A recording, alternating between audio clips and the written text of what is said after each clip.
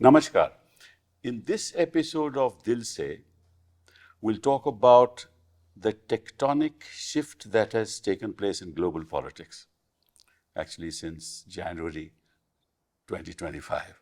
It seems to me, and that's my own opinion, that we are moving away from multilateralism to unilateralism, not even bilateralism. We are confiscating or in the beginning of the confiscation of democracy. It seems as if might is right. We're talking about annexing territories. President Trump is talking about annexing territories. He's talking about shifting populations, shifting the Palestinians to Somalia, to Somaliland, to Sudan, annexing Greenland,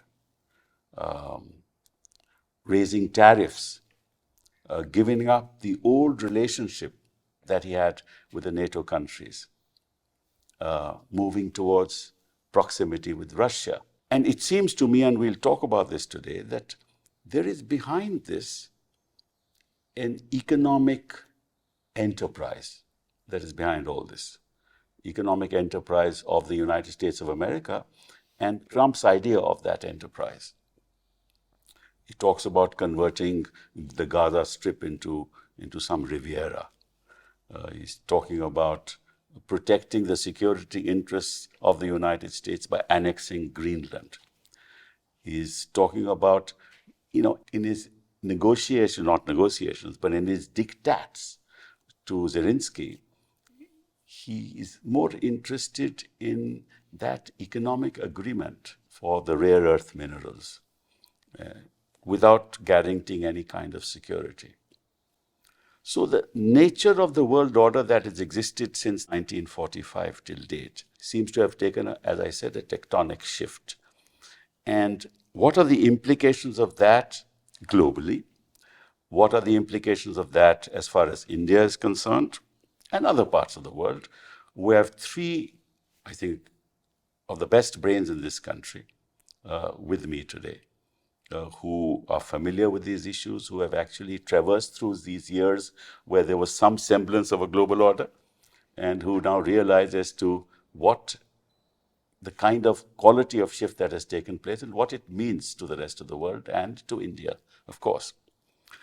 Shyam, Saran, thank you very much for being here. You have been our Foreign Secretary. You've been the chairman of the India's National Security Advisory Board. You've been associated, and you've been in Beijing, in Tokyo, in Geneva. You were Joint Secretary of the PM Office in 91-92, Special Envoy of India in the nuclear deal, and the Chief Negotiator for Climate Change, Sherpa for the G8 and the G5, and you've written, of course, a Padam Bhushan. You've written a wonderful book also, How India Sees the World, Kautilya to 21st Century. So you've been through all this, and thank you very much for being here. My pleasure. Shivshankar, thank you for being here. In the kind of lineage you have, very few people in this country do.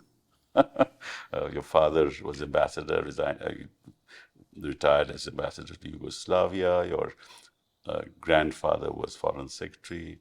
Your great-grandfather was the only Malayali to be president of the Congress party. Your uncle was also foreign secretary. And you have been, what should I say?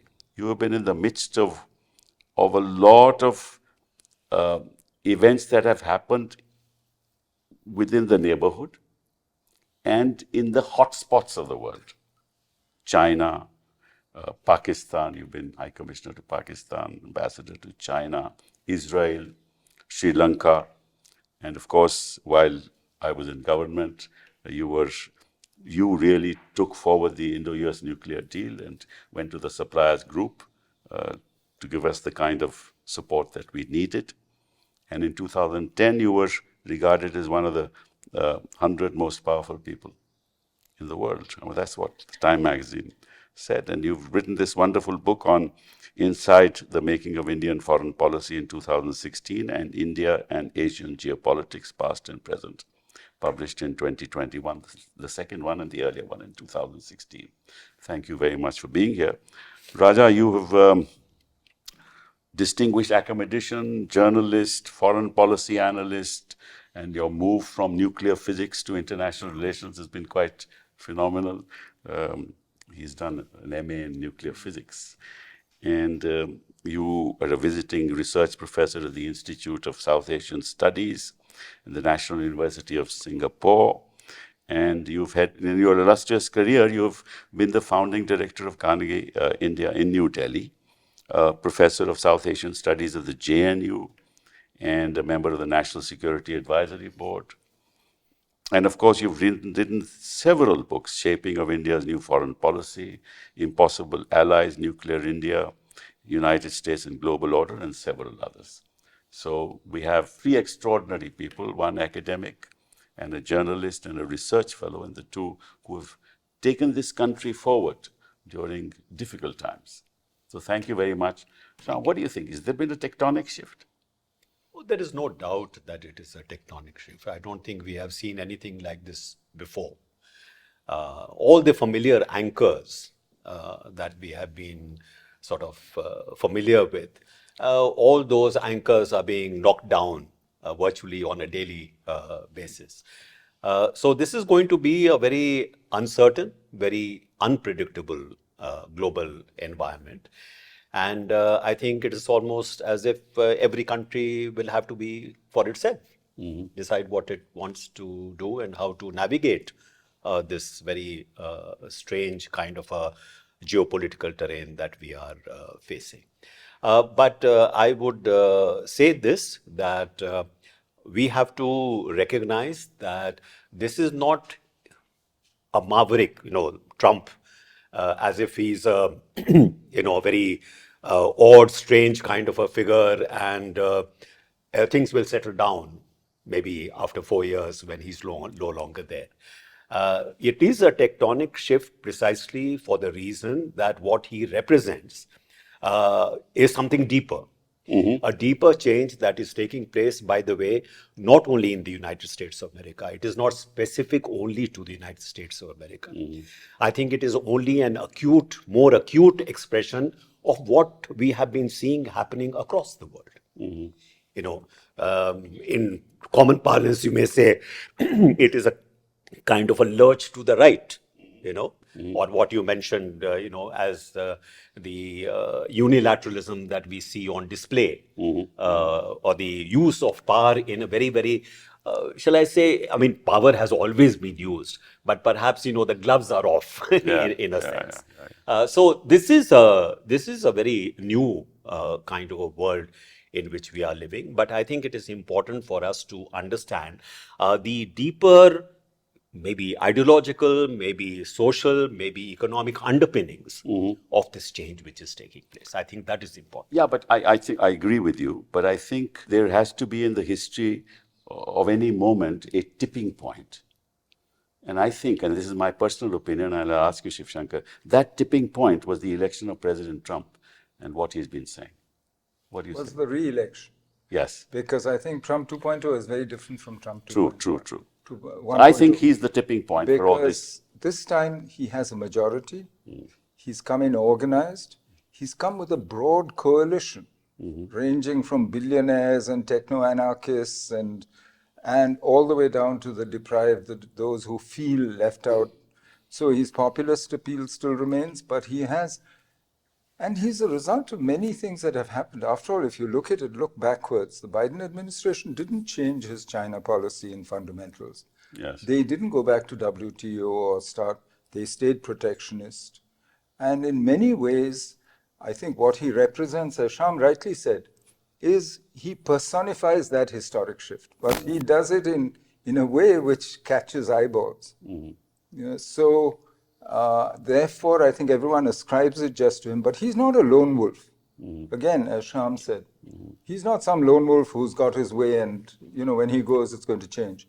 I don't think there's any going back. There's nobody else talking about annexation. Nobody else is talking about shifting. Yes, but if you look at the history of military interventions, all the great powers in the last 2 decades have been using military interventions. We saw it in the Himalayas.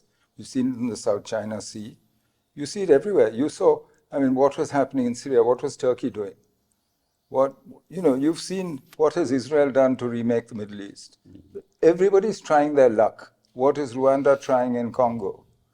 So military intervention, you might call it annexation, you might call it whatever, but it's become, even Armenia lost Nagorno-Karabakh.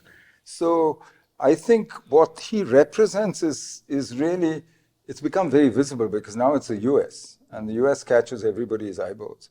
But actually what he represents is a whole series of American isolationism, yes, but populism, which is spread across, a shift to the right in the political process in most countries. Right. You've seen also protectionism and beggar thy neighbor economic policies across the board. And what is when the Europeans say we'll do a carbon border adjustment mechanism, what are they doing? It's protectionism. True. Against the rest of the world. So he represents many trends that we've seen coming, but he actually brings them to a head. Now that the US has signed on to them, and will presumably do it for the next 4 years, I don't think there's any going back. This is a historic shift. You think there's no going back?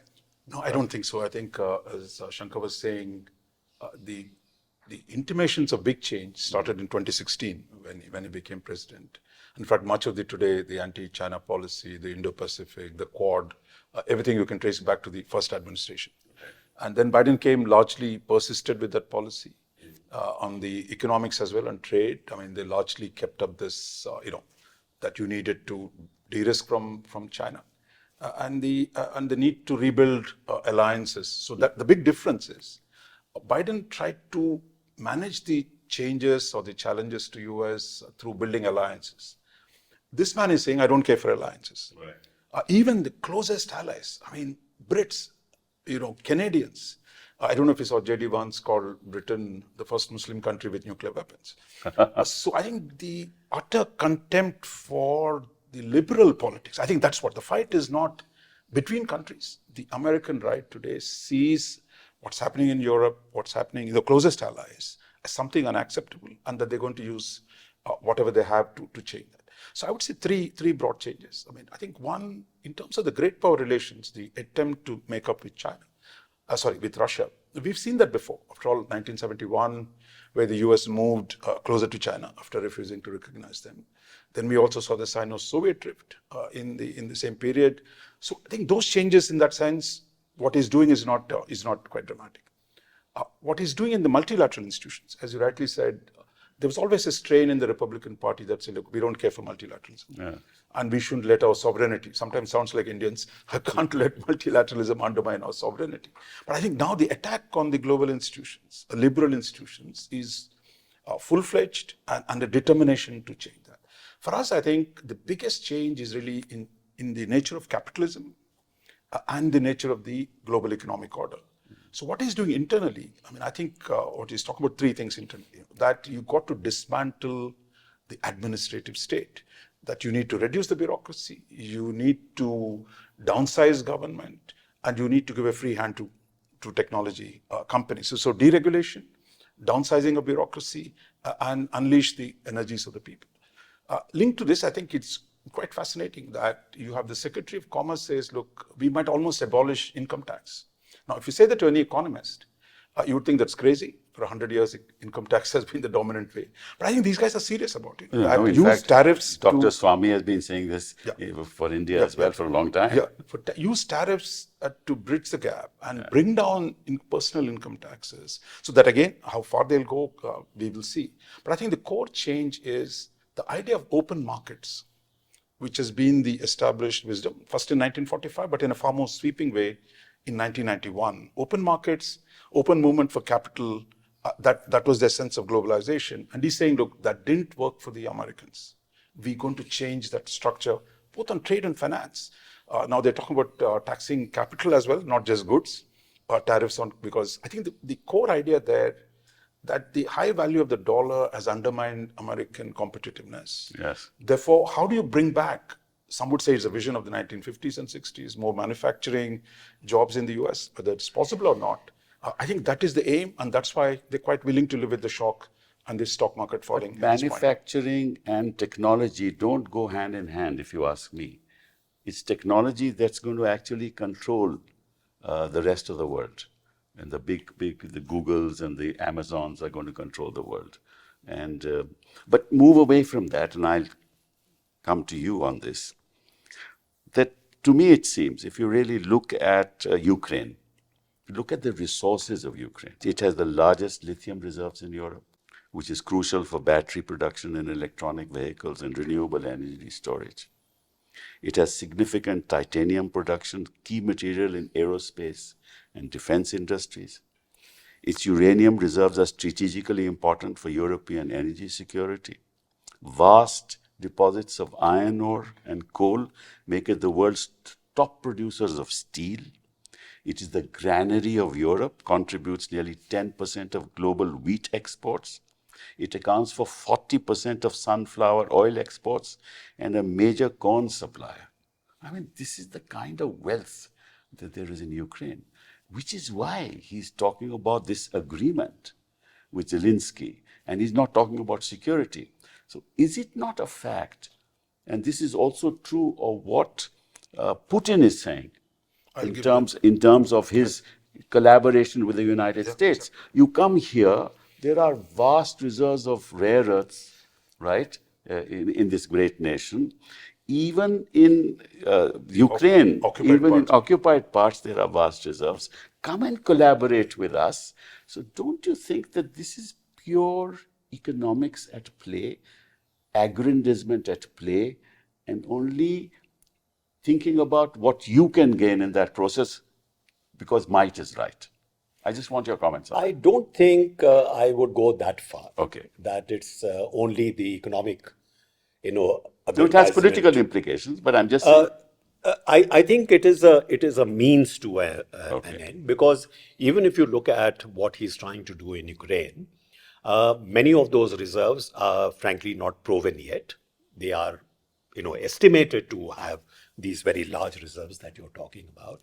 Even if we are looking at US control over those resources, exploiting them is going to take a long period of time, will require probably a lot of capital investment. So the returns are not immediate. He wants immediate results. That is the way he looks at it. He's not looking really at the long term in that sense. So there is that economic dimension is very much there. What has happened is that on the one hand, there are his personal predilections, but what I think we were both trying to say, that there is a certain kind of ideological underpinning to this. Mm-hmm. Okay. So if you look at, for example, what mentioned about, that US dollar has been, overvalued, and therefore a lot of the industry has gone away from the US, and this must change. So now there is a talk of a Mar-a-Lago Accord, like the Plaza Accord of the past. How do we, bring the rate of the dollar down? Correct. But at the same time, not lose the dollar's place dominance of the dollar as an international currency. Correct. So, there are various contradictory kind of, objectives which are being floated around. Which are not well thought out. There are different kinds of thought streams. I think that's the way to look at it. But I think what his own thinking is, what we talked about, there is this whole business of like a sphere of influence thinking. It's like almost a primordial kind of a, exercise of power. Right. Not that we have not had exercise of power in this manner, as Shankar said, but it was cloaked in some kind of principle, some kind of moral, semblance of morality. Those pretensions are off. Mm. So this is power for its own sake. If I am powerful, I must. That's why I said might is right. Yes, exactly. Survival of the fittest. So it is a somewhat more complicated than merely an economic argument, but the economic argument is certainly there. The ideological part, I think, is important because when the vice president went to the Munich Security Conference and the speech that he made there, it was like a war cry, and he's going and meeting the AFD, chairperson, for example. So that ideological element is very prominent. No doubt about it. And I think there is therefore a sense here that there is maybe some kind of ideological affinity that exists between, say, Prime Minister Modi and Trump, and this will somehow see us through. Up to a point, maybe, but I think one should not be very, very hopeful that purely because of That that. we'll talk about later. Yeah, But at yeah. the moment, I just want to ask you this, just in this conversation. Even ideology ultimately has to have a goal. And what would the goal would be? Economic Well, and, I think and sphere of influence. Fauci tells a wonderful story about when you remember when Trump said in the White House press room that drink bleach for COVID. Yes. Fauci was standing next to him. Yeah. Immediately said, look, that's anecdotal. There's no scientific proof. And then they went to the Oval Office. Fauci thought, now I've lost my job. I've just contradicted the president in public, right? Instead, Trump is looking at 3 screens on TV saying, wow, look at those ratings. Isn't it great? We're even better than the serials. No blow up, no nothing. Fauci kept his job. I think we're dealing with an opportunist who looks at things purely from a selfish point of view. So I wouldn't look for some great integrating principle in what they're doing. Or great ideology. Oh, yeah, I think he's doing many things. They could contradict each other. Some will work, some will not. But I think they will be practical to the extent that they fit with the balance of power in the world today, which has changed, right? In the Cold War, between the Soviets and the Americans, they had about 80% of world GDP and about the same proportion of world military power. And Warsaw Pact, NATO, if you add them up. Today, if you look at China and the US, and forget about alliances and so on now, they're less than 50% of world GDP and about the same proportion of military power. There's a whole world out there. Right. There's only so many things they can do. There's a lot of scavenging that can be done. As you said, Ukraine, wherever. But frankly, if you want rare earths, there are other places where are much easier to get them. Where do the Chinese get them? Chinese process over 90% of the rare earths on Earth, but they actually mine less than 30. Most of it they get out of Africa from outside. and They Latin go America out to and get them. places. US So itself that- is a very that's a reserve large. for them in Ukraine China. is, Yeah. so US I don't itself think, has. Yes. So I don't think lithium is, but it's a combination of things. What Vance was saying is like calling for regime change in his allies in Europe. Yeah. I mean, that's what he was doing. So for me, it's a much more mixed sort of picture. But I think you can predict some of the results. I mean, I think Trump has a very good chance of making China great again. I think the Why do you alliances. say that? Well, because many of these policies actually open the door for China. In Southeast Asia, for instance, after you've seen what happened to Ghani in Afghanistan, what happened to Zelensky, I mean, how many people are going to trust the US and rely on the US? I think you can see the nuclear order breaking down.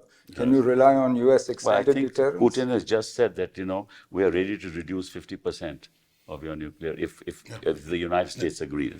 I just heard Putin say that. No, he's been actually, it's one of the interesting things. Yeah. But he's shaking the regime up completely That's true. by doing this. Whether he has a plan or not doesn't really matter. It's the I effect doubt if he that has a we will plan. have to deal with. And I think he's shaking it up across the board. Nuclear, certainly, as Raja will tell you. No, I think, one of the crazy things about like Reagan was, say, one of the most militarist presidents, but at the same time, he was ready to sign off nuclear weapons with Gorbachev at the time. yeah. So this guy has actually said it, if you see his Davos speech, he said, look, why are we having so many nuclear weapons? And he says, I want to talk to the Chinese. Chinese are not there yet with us, but they're catching up. So we need to have a new arrangement. And the Russians love this, of this parity, sitting with the Russians, talking about global arms control. So Russian tease, it actually works for them. And Chinese are not going to accept it, of course. And the more interesting thing, he's also said, look, there's too much money being spent on defense. We need to cut defense expenditures. Right. So I think there is a crazy, in the right wing, a restrainer kind of argument that we shouldn't waste our resources. But right wing normally invest more in defense. That's the thing. There is actually, in the right and the left, there is an interesting convergence where they say, look, the US is so blessed, why are we messing around with the world, sending our boys to die everywhere? But whether that will prevail or the more assertive unilateralism. But I think the biggest change, I would say, in terms of what we see in terms of the US effect, the US still retains 26% of the global GDP, while the balance of power has changed. I think what we're seeing happen is US still has the capacity to force some change in the international system. which is exactly, I think, they're trying to do on the trading system, increasingly probably on the financial system, as Shyam Saran was saying, the Mar-a-Lago Accord of reducing American debt, of reducing the value of dollar. So I think that will be far more consequential than many of the smaller things or irritating things it does, because I think all of us will have to be prepared for that structural change in the international economic system. So that's where I think the real challenge is for us. Where does Europe stand in all But this? this is where I think it'll be not just, as he said, a fundamental structural change in the international economy, but it'll also lead, if Europe feels you can't rely on the Americans anymore, where do they go? They turn to Russia. Germany, it's the instinctive historical ally, actually, and to China. Yes.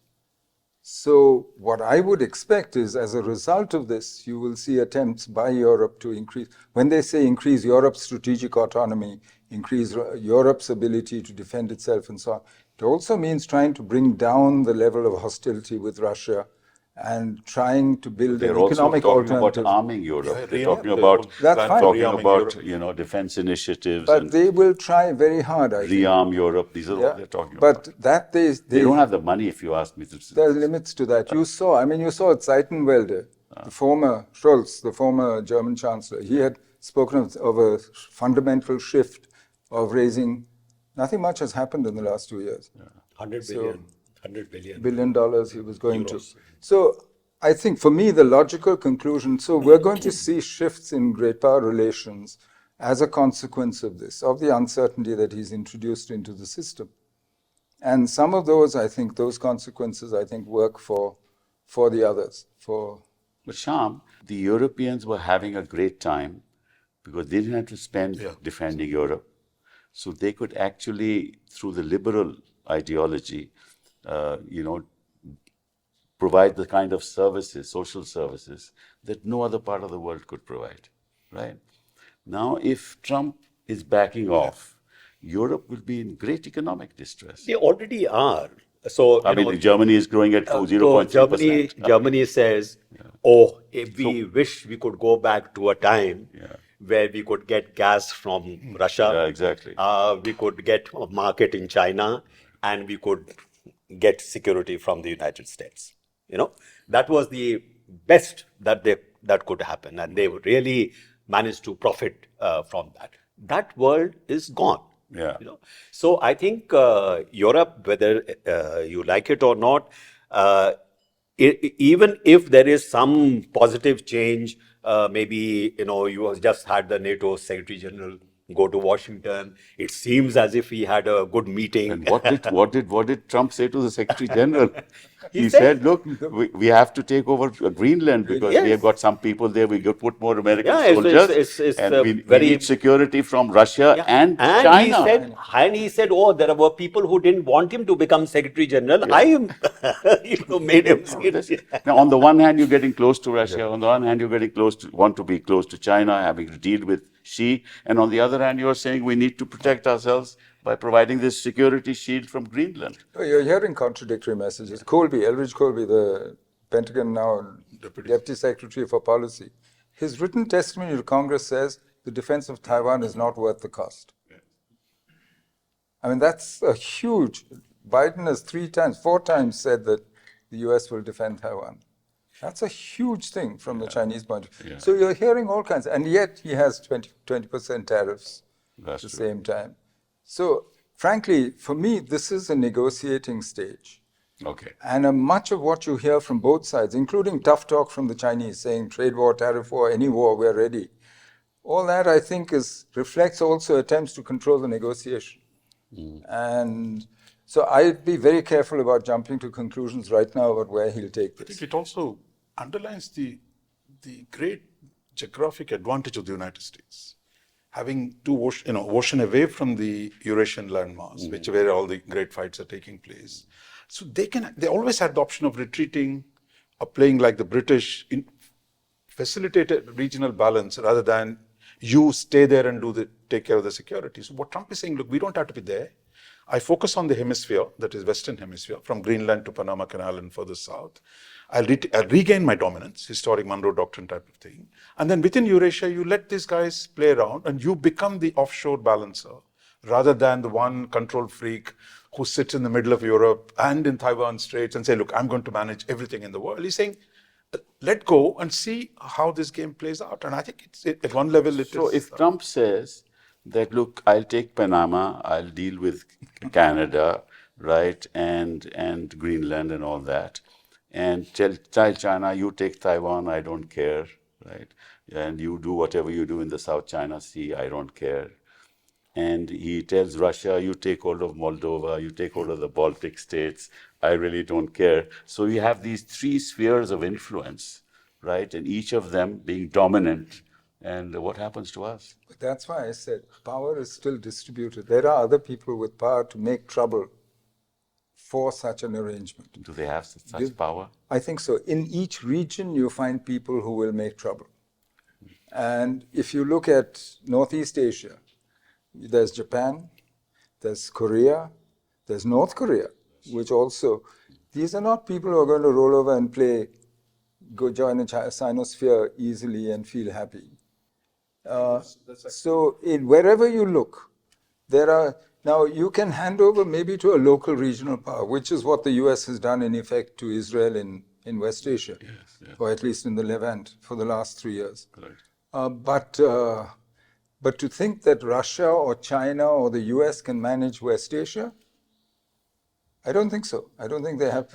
And neither can Saudi Arabia, nor Turkey, nor Egypt. I think so Iran is, so there are actors. Today, power, that's why I say power is more distributed. That makes it harder.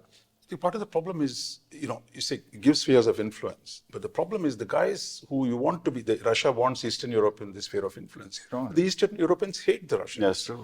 Because of the history of imperialism. So how do you solve that problem? I think that's where the question. Similarly in China, I mean, how much the temptation to bandwagon with China is there. But Chinese say, look, I'll take your territory. I mean, how often can you simply say, look, be my guest? So I think that problem will be there. But where does the Arab world?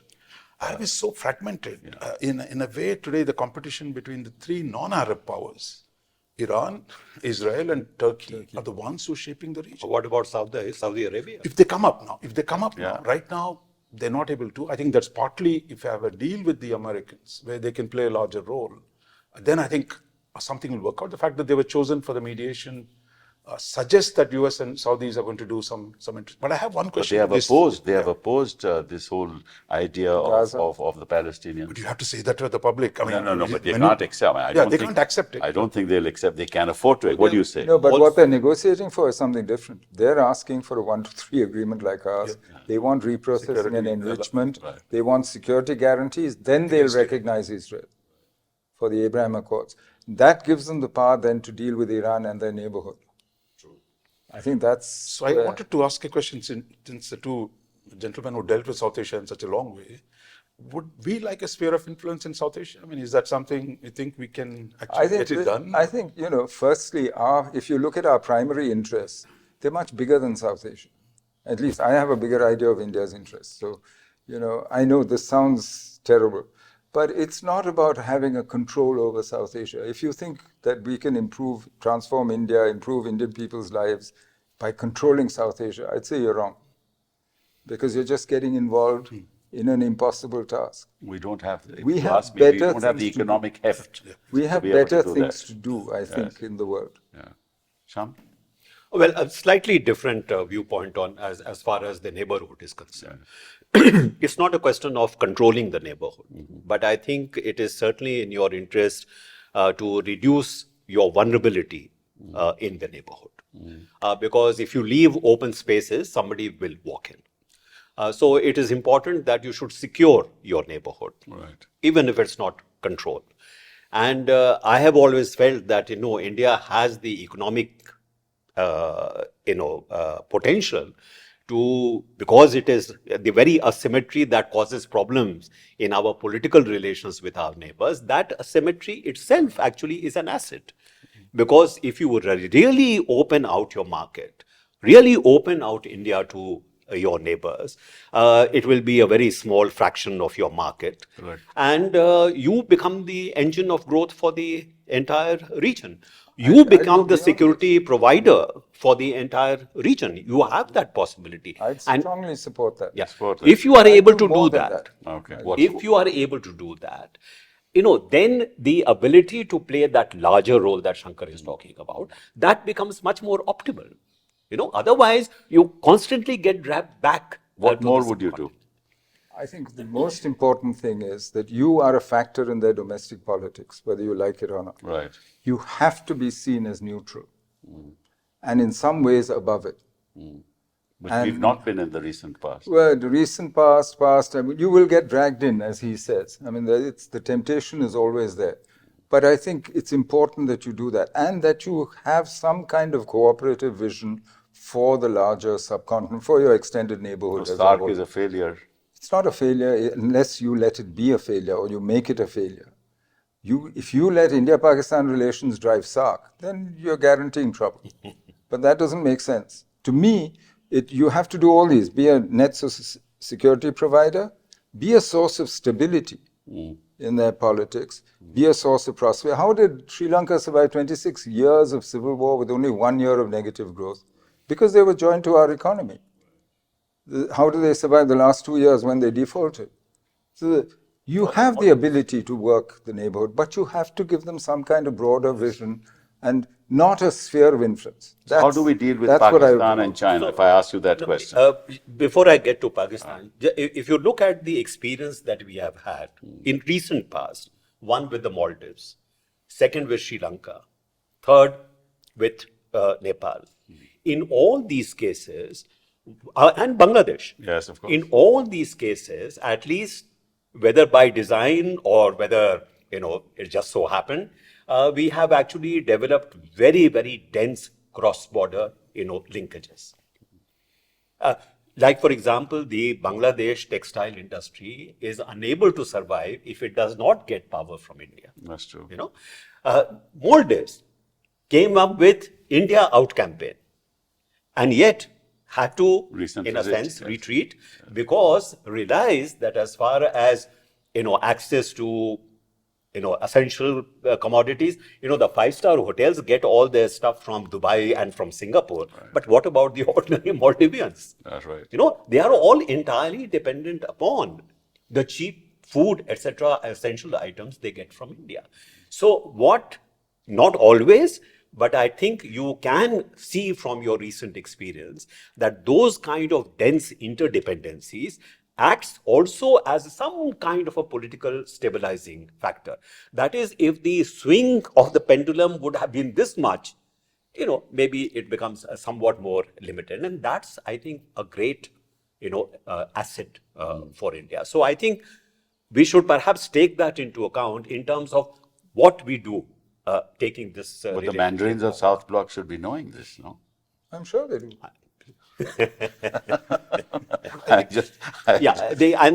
With regard to Pakistan, I would only say there is no neighborhood policy which is possible without some, managing of that adversarial relationship with Pakistan. Not that you must become a friend tomorrow, but managing that adversarial relationship is critical to any kind of a neighborhood policy. No, we need to actually build up bridges with our neighbors, apart from those other neighbors, with both China and Pakistan.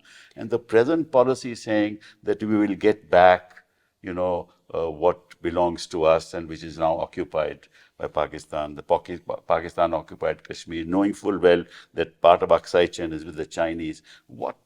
How does this help us at all in our relations with the two? I would say, I think the loosening of the US, China, Russia, the triangular relationship, I think gives us some space. One, in terms of, we got to see how well this goes for the Chinese. If the Russians move, I mean, both of them love sitting with the Americans. So it's not as if they've stabbed each other many times in the past. So it is not certain that they'll stick together forever. So I think the question is, how much advantage can you take in the loosened situation? And second, if the US retrenches from the region, how do we expand our own efforts in partnership with some of the regional powers, whether it's Saudi Arabia, whether it's Japan or Australia? I think we need to do more. Third, I think the problem for us vis-a-vis China is really the power gap. Chinese are 5 times bigger GDP, 4 times larger defense expenditure. So closing that gap, there I think there's still room to work with the Americans, I think.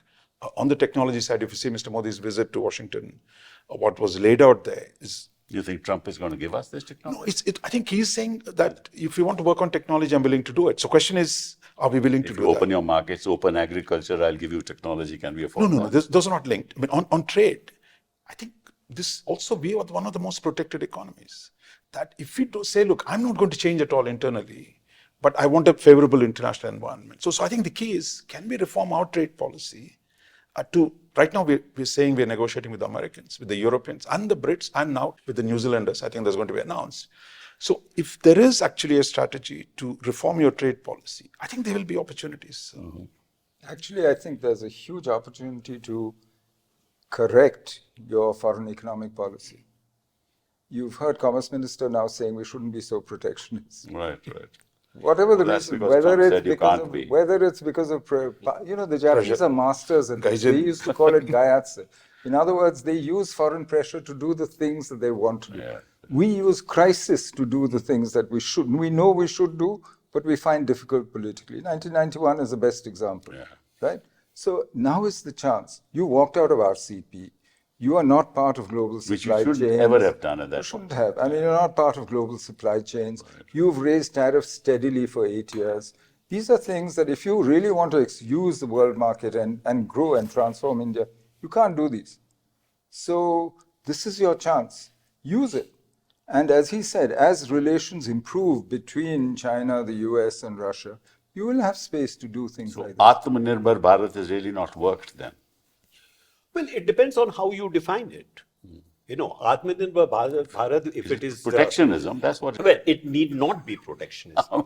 it's turned out to be like that. And it may have, but I'm saying that Atmanirbhar need not necessarily That's mean true, that's true. protection, because the fact is that you need to build up your capabilities. Without building up your technological capabilities, without developing your economic capabilities, the kind of room for maneuver that we are looking for will not be Without investing in R&D? Yeah, sure. I mean, we have to Below do that. 1%. Now, with the US, I would like to just make a little anxiety that I have.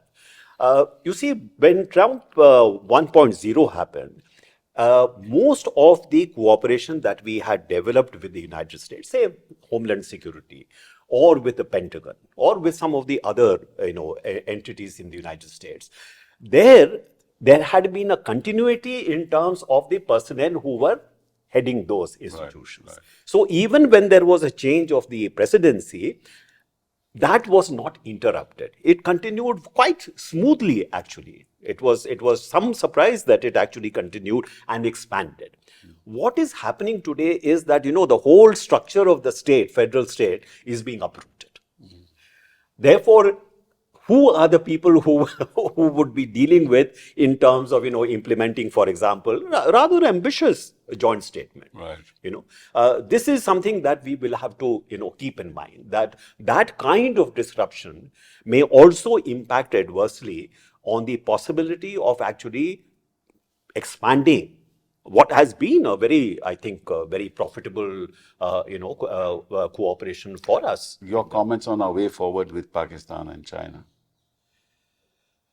Pakistan, as I mentioned to you, that, you treat Pakistan as any other state. So you should start talking again, according to you. Once you make Pakistan a factor in your domestic politics, then it becomes very difficult. So therefore, start talking to Pakistan. Yes, I see no reason why. Start because playing actually, cricket with Pakistan. Actually, this is a good time. Yes. Because none of their patrons, Right. neither the Chinese, nor the US, nor even the Gulf kingdoms, are actually ready to give that kind of a blank check to Pakistan as they were able to do or ready to do before. You agree with that's that? not. We should talk that's I about not. agree, because today it's in Pakistan's interest to come to some accommodation with us. They have pressure from the want West. it, actually. They're fighting a war with Afghanistan, Yeah, actually, in practice. Look Today, what the happened in India- Balochistan. And they can Today, see the what's happening. India-Pakistan border Yes. is the most peaceful border for Yes, us. true. That ceasefire has held for the last 3 years because it's in both sides' interest too.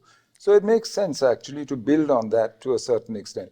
But you must assume that not just the jihadi tanzeems, but large parts of the establishment, the army, etc., will stay hostile to you. That, of course. And that you have to assume will happen. That doesn't mean you have to hand over the rest of Pakistan to them. Absolutely. Because there's ordinary civilians, there's businessmen, there's civilian politicians and so on, who you should be working with.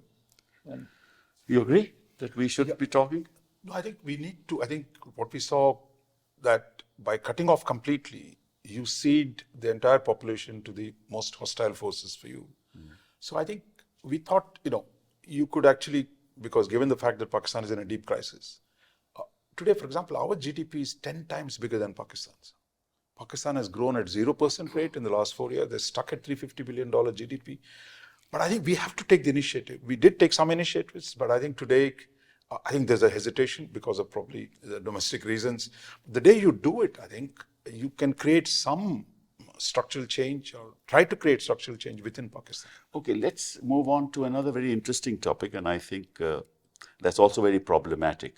What's the future of the US-China relationship in the context of the economic war that's taking place? So I would like to make one or two observations here. One, I disagree with the notion that the US in reaching out to Russia is somehow trying to do a China on the Soviet Union. I don't think that's the case.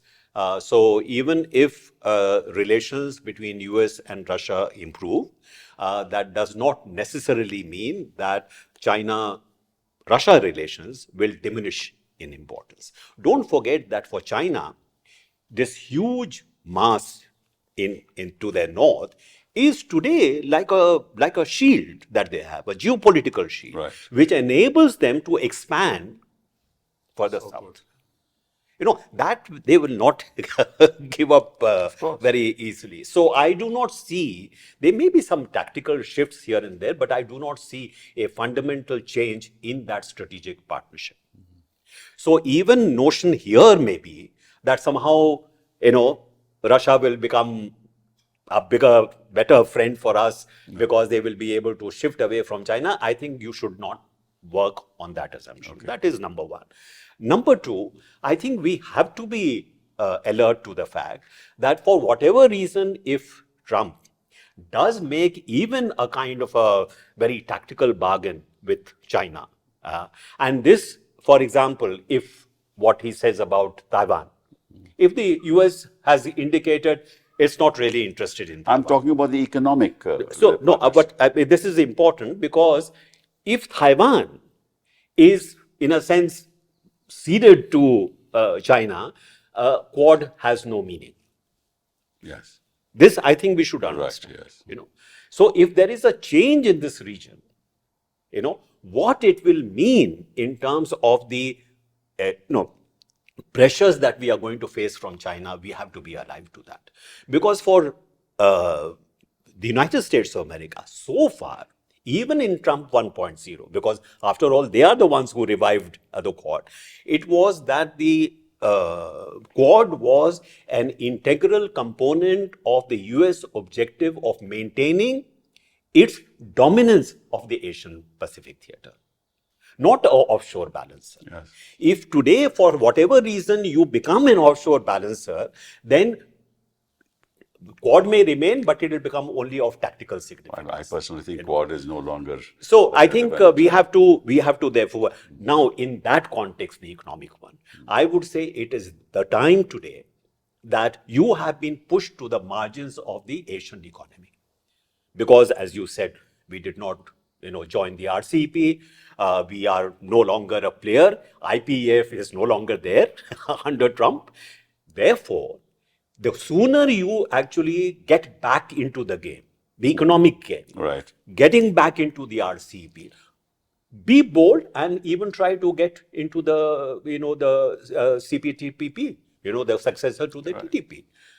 Those are the kind of things which will give you a degree of economic heft and a certain kind of a role, much bigger role in the region. Without that, facing the China challenge may be very difficult. Just Tell me. contribute. Yeah, please.